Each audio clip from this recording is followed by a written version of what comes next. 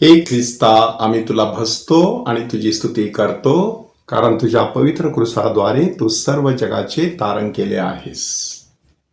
प्रायश्चित्त काळामध्ये पवित्र मिस्साबलीमधील दोन महत्वाची पदं गाळली जात असतात. एक पद आहे ग्लोरिया म्हणजे स्तुतिगीत आणि दुसरं पद आहे जयघोष म्हणजे आलेलुया. त्यापैकी ग्लोरिया किंवा स्तुतिगीत का वगळलं जात असतं त्याविषयी आपण थोडक्यात माहिती मिळवणार आहोत. स्तुतिगीत म्हटल्यानंतर आनंदाचा प्रसंग, सोहळ्याचा प्रसंग. परंतु ह्या दिवसांमध्ये आपण सोहळा साजरा करत नाही, आनंद व्यक्त करत नाही, तर आपण दुःख व्यक्त करत असतो. प्रभू येशू ख्रिस्ताच्या दुःख सहनाशी ख्रिस्त सभा एकरूप होत असते आणि आपल्याला सुद्धा एकरूप होण्यासाठी पाचारण करत असते.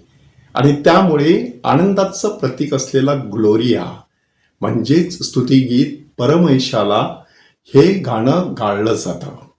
हे गाणं उद्यास आलं कसं हे आपणाला ठाऊक असेल की नाताळच्या रात्री बेथलेहेम ह्या ठिकाणी प्रभू येशू ख्रिस्ताचा जन्म झाल्यानंतर स्वर्गातील देवदूत खाली उतरले आणि त्यांनी ते गाणं पहिल्यांदा गायलं की स्वर्गात परमेश्वराला गौरव आणि पृथ्वीवर ज्या मनुष्यांवर त्याचा प्रसाद झाला आहे अशा मनुष्यास म्हणजेच सज्जनास शांती.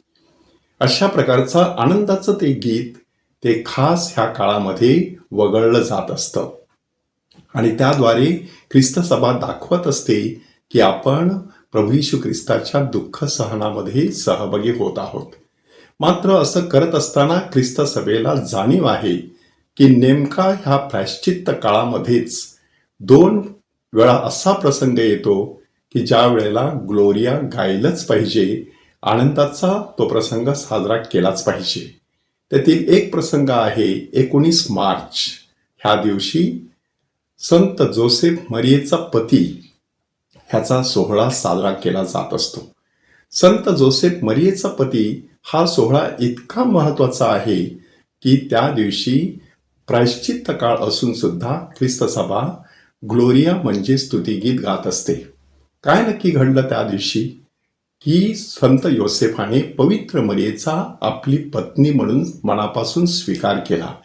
त्याच्या मनातील शंकेचं निरसन खुद्द देवदूताने केलेलं आणि म्हणूनच ख्रिस्त सभा आपल्याला त्या दिवशी खास आठवण करून देते की जो प्रभू येशू ख्रिस्त आपल्या मानव जातीसाठी ह्या जगात अवतरला, क्रूसावरती मरण पावला, त्याचा सांभाळ करण्यासाठी साक्षात परमेश्वराने संत जोसेफ ह्याची नेमणूक केलेली होती.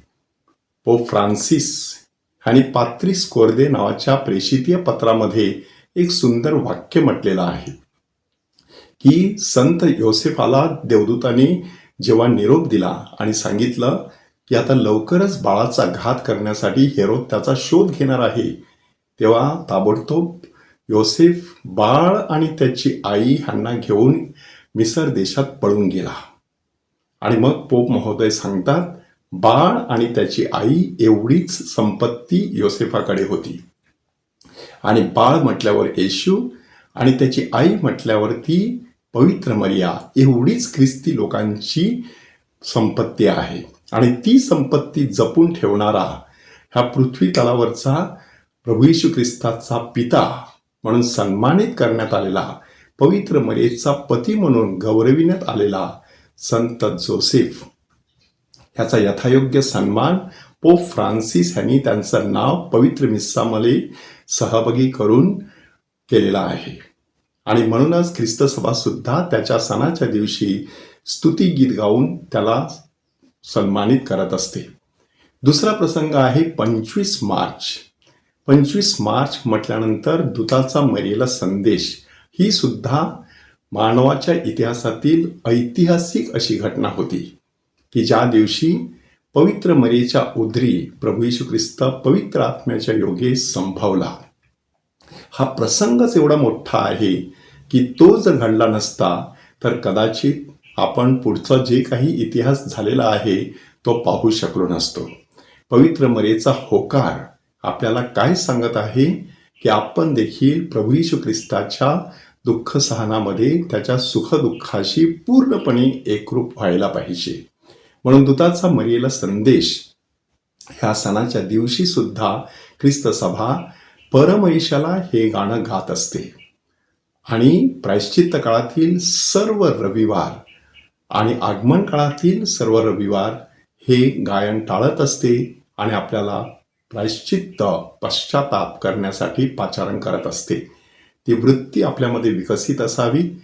आनंद कधी करावा, दुःख कधी करावं, ह्याचा तारतम्य आपल्याला बाळगता यावं, अशी कृपा संत योसेफाच्या मध्यस्थीने, पवित्र मरियेच्या मध्यस्थीने परमेश्वर पित्याकडे करूया. हे प्रभो आम्हावर दया कर, हे प्रभो आम्हावर दया कर.